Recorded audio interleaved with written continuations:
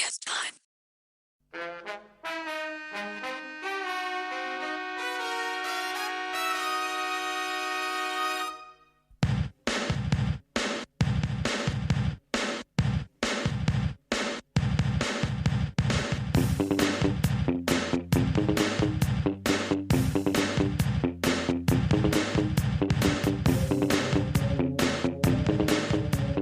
Hello everyone, and welcome back to ClandesTime. I am Tom Secker, coming to you from the grassy knolls of North Yorkshire, and this is episode 67, 2015 in state-sponsored movies, a year in review. Now, before I get started today, I just want to say that I will be publishing this review in both podcast and text form. So if you'd rather read my opinions than listen to me, then go to spyculture.com, go to the post for this episode, episode 67, and read the transcript there. But this promises to be quite a long episode, so let's get to it. 2015 was an important year for government involvement in the entertainment industry. Several major franchises, the Marvel Cinematic Universe, James Bond, Terminator, Fast and Furious, Mission Impossible, they all released their latest films, and all of these enjoyed the involvement of government agencies and agents. I put together a list of all of the films that had been flagged up throughout the year, either by myself or by others who keep an eye out for these things, which is as follows: American Ultra, Bridge of Spies, Child 44, Furious 7, Kingsman, Mission Impossible Rogue Nation, Point Break, Sicario, Spectre, Spooks the Greater Good, Spy, Terminator Genesis, The Avengers Age of Ultron, The Man from U.N.C.L.E., The Martian, and Trumbo. To be clear, the argument for some of these films being state-sponsored is largely circumstantial, based on the main creative talent involved and the subject matter of the films. Trumbo and Child 44 simply fit into a pattern of the sorts of films that the CIA are interested in helping to make, and both involve people who've previously worked on known CIA-sponsored productions. Others, like Furious 7, have no known Western government involvement, but were given grants and tax breaks and other assistance by the Abu Dhabi government, and had Rich Klein, a very curious and well-connected man, working as a consultant to the film. Others, such as Mission Impossible and Bridge of Spies, had direct assistance from major NATO government agencies, and that is quite easy to demonstrate. So I'm going to go through these films, at least the ones that I've seen, and review them individually and then collectively to try and paint a picture of 2015 overall. So, American Ultra. We will be reviewing this film in depth for the CIA in Hollywood Season 2, but this is almost certainly a CIA-assisted film. Their logo is all over the place, and the whole storyline is basically Born for Stoners, Born being a CIA-assisted series. The film was promoted as a comedy, but it's much more like a zombie movie set in the world of MKUltra. So it's another example of the comedy as a Trojan horse idea that we talked about in episode 2 of the CIA in Hollywood when talking about Meet the Parents and Meet the Fockers. But we'll be discussing this one in detail soon, so I guess we should move on. Bridge of Spies. I really like this film. This is one of the best films I saw all year. I thought the acting, the sets, the writing, the pacing, the whole thing was very, very well done, and that's not that surprising given that Spielberg was directing and the Coen brothers helped to write the script. The one point I should make is that the central character, played by Tom Hanks, is rather similar to the character that he played in Charlie Wilson's War, in as much as he's obviously a CIA asset, but the film goes to great lengths to downplay and disguise and minimize that fact. And given that Charlie Wilson's War was a CIA-assisted production, this one potentially and probably was too, and was certainly a DoD-assisted production. They filmed on a DoD airbase. Child 44. I've not seen this film, but it was produced by the likes of Greg Shapiro, who produced Zero Dark 30, Matthew Stillman and David Minkowski, who worked on Casino Royale, Bourne Identity and Mission Impossible, and one of the major distributors is Summit Entertainment, a company that was co-founded by Arnon Milchan, the notorious Mossad agent in Hollywood. It was also withdrawn from Russian cinemas due to its apparently very bleak, even horrible portrayals of Russia and Russians. And given how poor the reviews of Child 44 have been, I do wonder whether it was because they were so concerned with the political dimensions that they somehow made a quite poor film despite having a very talented cast. Furious 7. I'm not the biggest fan of this series, I don't know it that well, but Furious 7 was quite fun. Not strictly a Western government-sponsored movie, but certainly one that was partly funded by the Abu Dhabi government. It also featured Rich Klein as a consultant, who is technically a lawyer, but is more like a Mr. Fix-It, a liaison between governments and the entertainment industry who just so happens to work for a very well-connected DC law firm. And here is a short making-of clip that features Klein saying some quite amusing things. And let's roll sound! E-marker. And action. Here we are at the Emirates Palace in Abu Dhabi. It's a bit different to what the Fast and Furious franchise have seen before in the past. When I heard we were coming to Abu Dhabi, I said, yeah, that falls right in line where we need to be. I went to Abu Dhabi about 2 years ago on a visit, and, all the questions I got were, when are they bringing a Fast and Furious to Abu Dhabi?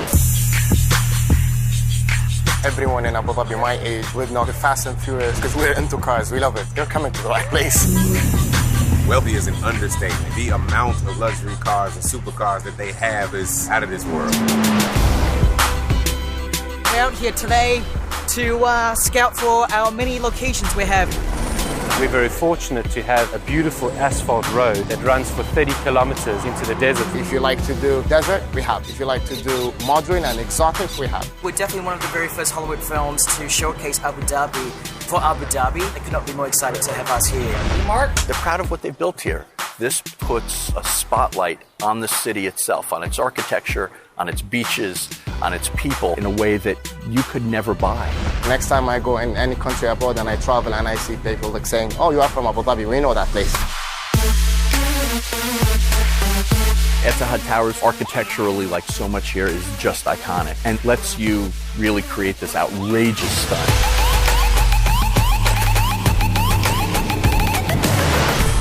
Crazy, right? No one's ever seen this before.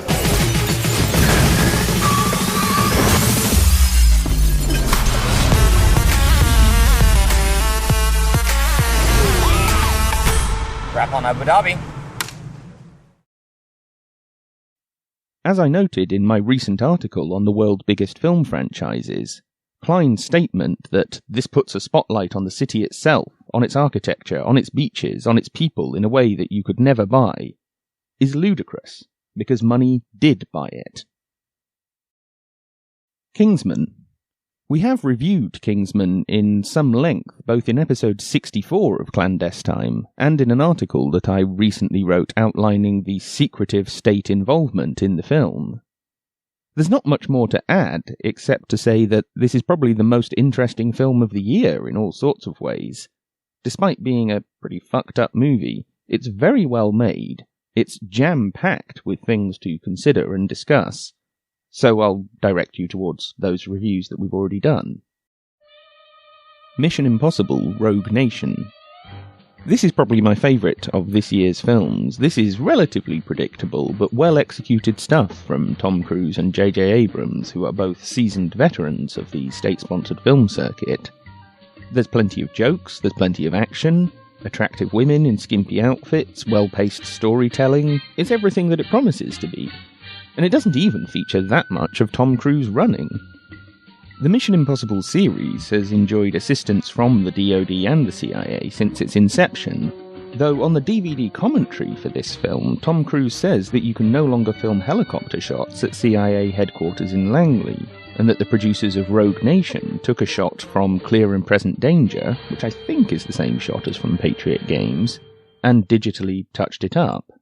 The opening sequence of this fifth installment was filmed at a British military facility, and the film employed a panoply of technical advisors. former Royal Marine Paul Hornsby, director Christopher McQuarrie's brother Doug, who is a former Navy SEAL, military expert Paul Biddis, who also worked on Kingsman, and other advisors from the British company Military Film Services, who also worked on Kingsman. Apparently, it was Doug McQuarrie who suggested that the assassin played by Rebecca Ferguson adopt this needlessly sexy leg-up posture, which then necessitated her wearing a dress with a very revealing split. They also employed an international monitoring company called Intelligent Media, who provide a high-tech, open-source media monitoring service to the entertainment industry. And among their many, many credits are numerous high-profile DoD or CIA-sponsored films.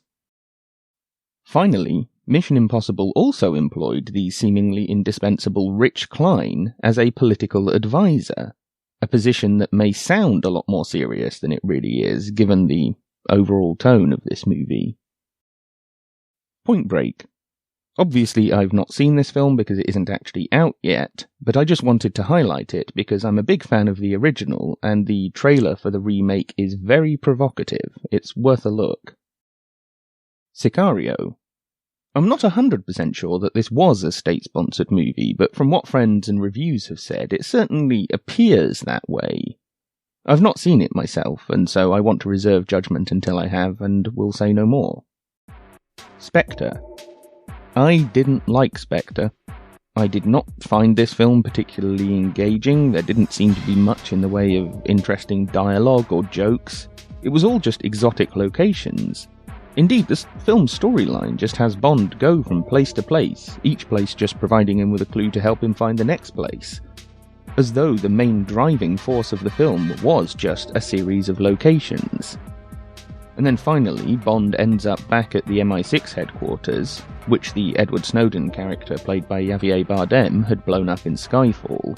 And in Spectre, the entire building is demolished, and then Bond chases a helicopter down the Thames, conveniently managing to bring it down, firing only a handgun from a moving boat, even though it was established in Skyfall that the guy can no longer shoot straight. The helicopter then crashes onto a bridge, conveniently not killing the bad guy inside, and thus conveniently enabling Bond to have one last face-to-face with him before the credits roll. Basically, I thought this movie was poor. As to all of this stuff about it being pro-Snowden, well, it is pro-Snowden, but does that mean pro-surveillance or anti-surveillance? After all, Snowden himself said that he wasn't trying to change the world, and totally accepts the war on terror and the need for surveillance. And the way Spectre ends up, it seems like all of that surveillance might actually be a good thing, because you never know who the danger might be. There's a lot of this enemy within stuff that's becoming increasingly de facto in spy films, and this idea that we need to watch everyone, because the real threat might be inside the security institutions themselves. Also, and this was always the case to some extent, I don't like how the Bond films have become so self-referential. All of these in-jokes about Aston Martins and other stitchback gags to previous films, I just find it so insular, and more about building a brand, building a film franchise, than about being entertaining. There was quite a lot of that in Spectre, and I didn't enjoy any of it. When a movie franchise starts disappearing up its own arse like that, it usually means that they are running out of ideas, and they're just trying to come up with ironic replays of ideas that they've already used. But then, this film also contained Bond being injected with superblood containing nanobots, enabling Bond to be tracked by satellite by his superiors, which is basically what also happened to him in Casino Royale. Spectre really isn't a very original movie, and I can see why Sam Mendes, who is usually an excellent director, got frustrated trying to make this one. Spooks, the Greater Good. Despite having a fraction of the budget and being a TV-to-film adaptation, I enjoyed this film a lot more than Spectre. There was no 40 minutes of wasted screen time that's just a vehicle for cramming in even more exotic locations. It was pretty much all set in Britain. In truth, it was a bit like watching an extended or two-part episode of Spooks, but they were always the best episodes, Indeed, several seasons began and or ended with such an enjambment episode. The storyline is somewhat predictable, and for those who keep up with the spy-fi genre, it does feel a little dated at times, but it's nonetheless a well-paced, solid spy film.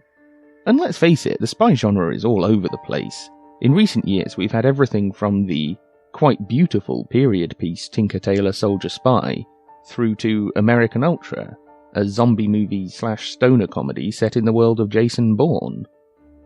So the Spooks film being quite familiar to fans of the TV show is more like the return of an old friend than having to munch your way through stale toast. Plus, it includes, as did some of the later Spooks TV series, an aerial shot of Thames House, which they must have either filmed with MI5 permission or simply obtained from MI5. Spy. I have reviewed Spy at length, but this is also a film that I quite enjoyed in spite of its faux feminist credentials. I will direct you to my article on Spy and the clip of Melissa McCarthy talking about the former CIA field operative who was a consultant on the film. And I talked to someone all throughout filming that had actually done that job. And it was, it was really... the CIA analyst job. Yeah. She was actually out in the field. She was someone who got a disguise, was in a location... And it was funny because even the funnier disguise outfits that were really funny to do, she said, when you're supposed to blend in, you're not getting a glamorous outfit. You are getting a tourist outfit. She goes, it's not so... She goes, yours were a little frumpier than normal. She goes, but it's still... She goes, when I got an outfit to blend in, I got something that you weren't supposed to notice. You certainly weren't getting a tux in the mail. Also, I'd like to highlight a film coming out next year called Central Intelligence, starring The Rock himself, Dwayne Johnson, which looks every bit like a male-oriented version of Spy. Terminator Genisys. I have not seen this film, but it is important to note that the Terminator franchise has had a lot of input from the Pentagon, and from retired Marine-turned-technical advisor James D. Deaver, who seems to be the most prominent military advisor in Hollywood. The latest incarnation, Genisys, premiered at Camp Pendleton, the Marine Corps base a couple of hours south of LA. And this is where a lot of films premiere, typically ones with Marine Corps assistance. And to give you a sense of what these events are like, here's a clip of Arnold Schwarzenegger at the premiere at Camp Pendleton.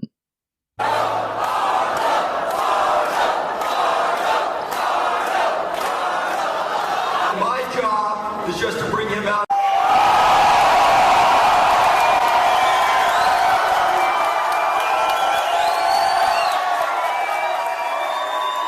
And look at him, he's all pumped up today. I want to say thank you to the General for inviting me here. Thank you for helping us organize this screening of Terminator Genisys. So many times people always ask me, says, tell me what is the secret to success? And I tell them the rules, that you have to work your ass off, and that you have to not listen to the naysayers, and that you have to go and have a very clear vision of where you're going, and you have to give back to your community, and all those kind of things. But I always make sure to let everyone know that the reason why an Austrian farm boy can dream so big and then get to America and become that successful is because we have had for 200 and some years, 240 years or whatever it is, a military that defended this country and made this possible to be this the land of opportunity and the greatest country in the world. Without you, there will be nothing, trust me. We would not have the liberty. I have seen it firsthand as an immigrant. What makes this country great, and because I feel so indebted, and because I feel so honored to be the greatest nation in the world, I always, even when I was competing in bodybuilding in my 20s, I was going to military great bases around the country. When I went on a base the last time, which was in 2010, I was in Iraq, and I saw guys that are bench pressing 500 pounds, and I saw guys squatting with 600 pounds, I saw guys deadlifting 700 pounds. I say there is no doubt that we have the most powerful men and women defending this country in the world. Before I had a screening here for Terminator 3, I was in Iraq at 3 different military bases, showing also all of you over there the movie Terminator, the number 3 Terminator movie in 2003. And this is why it's so exciting for me to be back here again with this Terminator movie. This is the first screening in the United States that anyone has seen this movie. You are the first audience to see the Terminator number 5.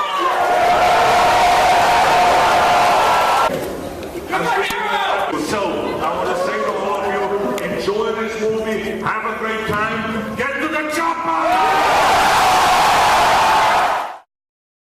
The Avengers: Age of Ultron. This film does not appear to have been assisted by the DoD, unlike the original Avengers and many other Marvel Universe pictures. However, it was assisted somewhat by the British MOD, though the film is not included in the database that they sent me. The MOD's contractor, Landmark, are credited as a location provider here, which means some of Age of Ultron was filmed on MOD properties. As to the movie itself, I quite enjoyed it, but nowhere near as much as the first one. I didn't really get what Ultron was as an enemy, and so I felt nothing, really, when he was defeated. And the whole Balkan Village makeshift meteor thing was suitably absurd, but it lacked tension because it was so obvious that it was never going to succeed in wiping out the human race. So not an especially good film, particularly when compared to the original. And just as an aside, why doesn't Black Widow get her own movie? It could just be 2 hours of her working her way through the various members of the Avengers, pun intended. In Winter Soldier, she threw herself at Captain America, and in this one, she's playing hide the zucchini with the Hulk. So it would definitely fit in with where they're obviously going with this character. The Man from U.N.C.L.E. I watched some of this film before turning it off. It is quite bad. At least Spectre felt like it was going somewhere, even though it wasn't, especially. But The Man from U.N.C.L.E. just felt like a cheap, lazy reboot with little thought or effort behind it. The Martian and Trumbo. I've not seen either of these films yet, though NASA was involved in The Martian, and there are good reasons why the CIA would be interested in Trumbo, though no solid proof that they provided production assistance. As to overall themes across these movies, the Russia as enemy image is quite prevalent, for obvious reasons. But I doubt that this meme was put into the films that it appears in by the government agencies who helped to make them. It's more the sort of thing that screenwriters will put into scripts because it's a current talking point, but also because it helps flatter the preconceptions of those government departments, and makes them more likely to provide the help that the filmmakers want.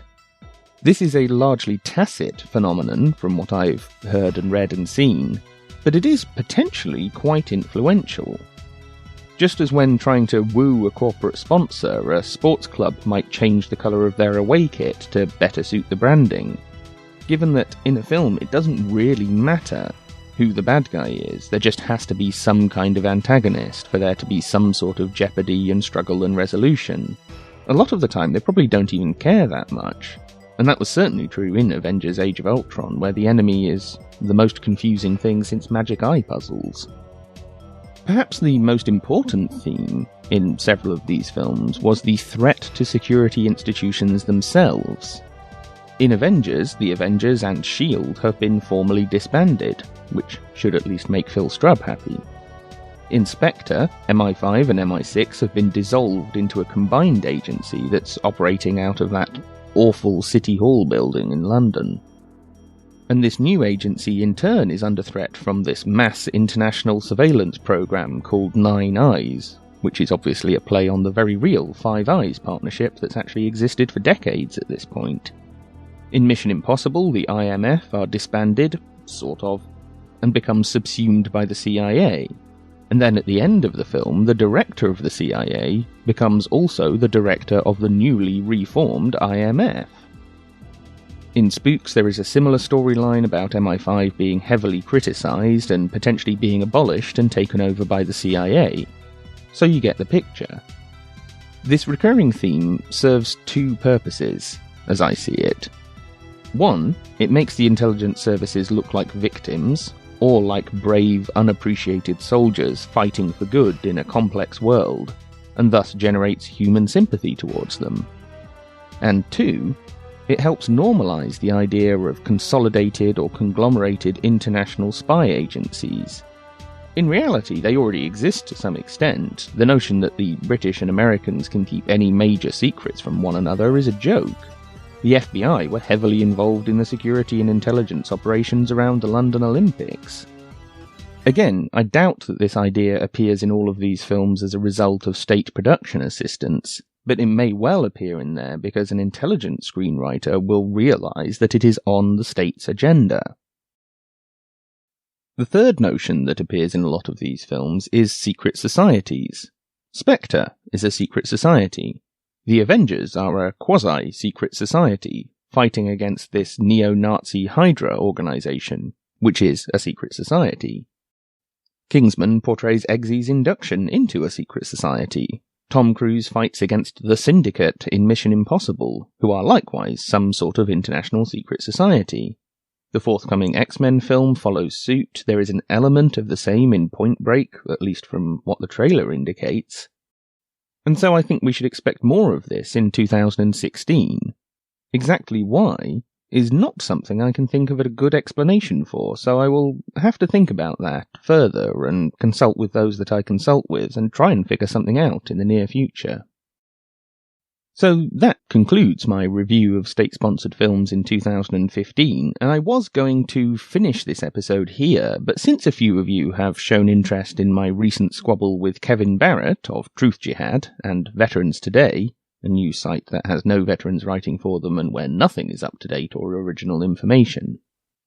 And for those of you who have no idea what I'm talking about, Kevin Barrett is an American radio host and former academic who supposedly got kicked out because of his views on 9/11. Yeah, right. Barrett was for a long time big buddies with Jim Fetzer, the world's most obvious disinformation agent. Barrett endorsed all of the wrong people when it came to 7/7, most of the wrong people when it came to 9/11, and generally has not been so much a turd in the punch bowl as a leaking septic tank of shit in the punch bowl. So a few weeks ago, Kevin Barrett was looking for authors for a book that he's rushing out about how Paris was a false flag. I was suggested as a possible contributor by Ian Henshall, which was a slight mistake on his part, but one I can't really blame him for because he wasn't to know that I think Barrett is a leaking septic tank of shit. So, I received a couple of emails, or I was copied into a couple of emails about this. I pondered what to do. Whether to just send Barrett a load of abuse, or whether to ignore him. A number of other possibilities suggested by people, including sending a chapter that he'd never publish. I did like that idea, but in the end I just didn't have the time to pull it off. And so after waiting a judicious period, I emailed him back. And I thought I'd read you the exchange, because I found all of this quite funny, and I think you will too. So, on December 4th, I wrote, "Hello, Kevin. I must admit I read with some amusement your emails inviting me to contribute to this forthcoming book on the Paris attacks. You don't have a clue who I am, do you?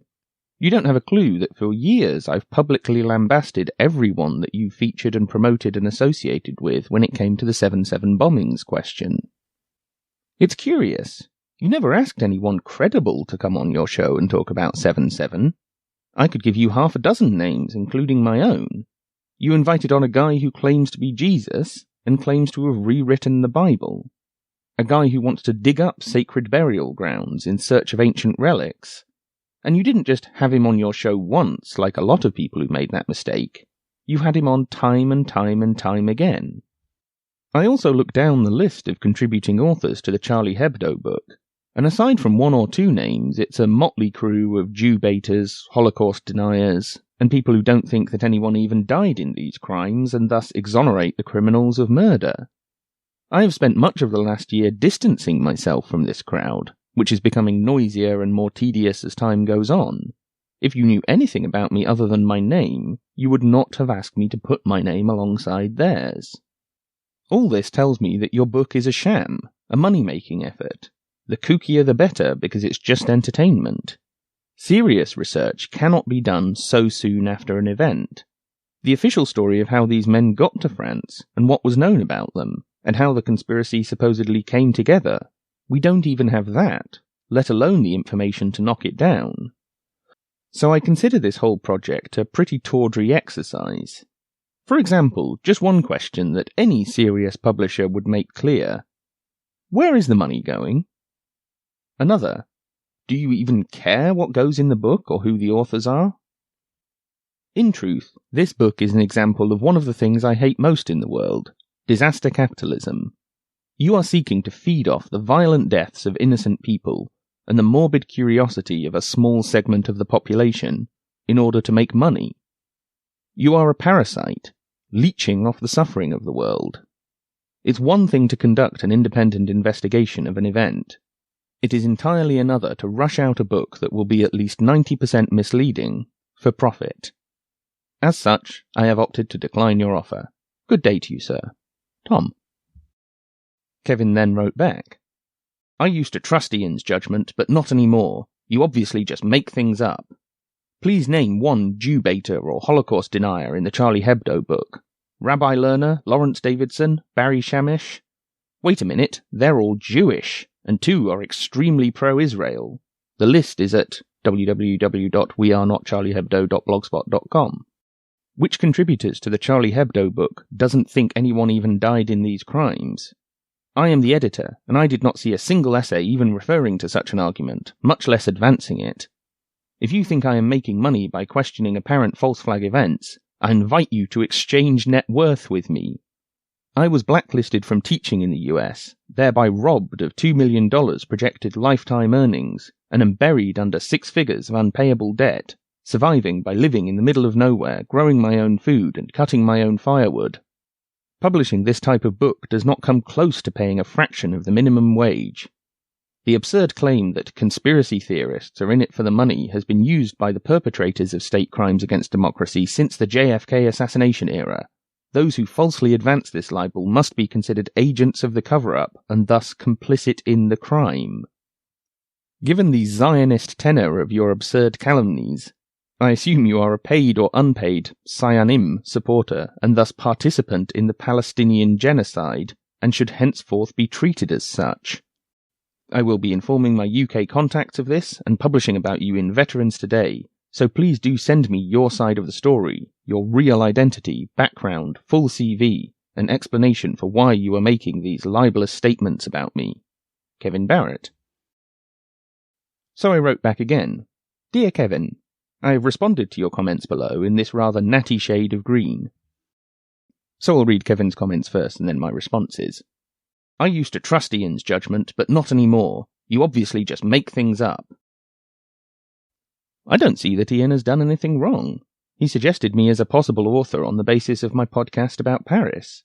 He was not to know that I consider you less than scum, because Ian and I do not communicate that often, your name has never come up in our exchanges, and he does not have access to the inside of my head. That you'd be willing to throw him, the baby, out with me, the bathwater, suggests an over-eagerness on your part to form and break alliances. Don't hold Ian responsible for your ignorance and bad judgment. Please name one Jew baiter or Holocaust denier in the Charlie Hebdo book. Rabbi Lerner, Lawrence Davidson, Barry Shamish. Wait a minute, they're all Jewish, and 2 are extremely pro-Israel. The list is at www.wearenotcharliehebdo.blogspot.com. Ula Damagord is a known Jew baiter, and Ayatollah Sayyad Ali Khamenei hosts an annual Holocaust denial event, let alone the others. Perhaps if you were less inclined towards reaching for the Jew card so quickly, you'd have noticed you left yourself wide open to this counter-argument. Which contributors to the Charlie Hebdo book doesn't think anyone even died in these crimes? I am the editor, and I did not see a single essay even referring to such an argument, much less advancing it. Again, Ula Damagord frequently and consistently claims in interviews that no one dies in these events. All of these events. Others on your list have also flirted with the idea at times, and you mentioned James Tracy is writing for the new book. Whether they said that in your book is immaterial. This is about my decision not to be involved with your book. In part, it is because you're so willing to work with complete assholes. If you think I am making money by questioning apparent false flag events, I invite you to exchange net worth with me. I was blacklisted from teaching in the US, thereby robbed of $2 million projected lifetime earnings, and am buried under 6 figures of unpayable debt, surviving by living in the middle of nowhere, growing my own food and cutting my own firewood. Publishing this type of book does not come close to paying a fraction of the minimum wage. You can't be robbed of something you haven't earned yet. And if you got into trouble for saying stupid things, then I can't help you with that. My only advice would be to stop saying stupid things. Publishing this sort of book, where you don't pay for the content and most of the work is done by other people, is quite profitable from a work-to-income point of view. I notice that you've avoided answering my question about where the money is going, not to support victims of the attack, I'm assuming. The absurd claim that conspiracy theorists are in it for the money has been used by the perpetrators of state crimes against democracy since the JFK assassination era. Those who falsely advance this libel must be considered agents of the cover-up and thus complicit in the crime. You're bringing out your queen way too early. Do you have any concept of how to draw out an opponent in a debate and then strike at a moment that's to your own advantage? Meanwhile, you're generalizing and arguing against something I didn't say. Not all conspiracy theorists are in it for the money, but some are. You are. Given the Zionist tenor of your absurd calumnies, I assume you are a paid or unpaid Zionim supporter and thus participant in the Palestinian genocide and should henceforth be treated as such. Do what? Zionist?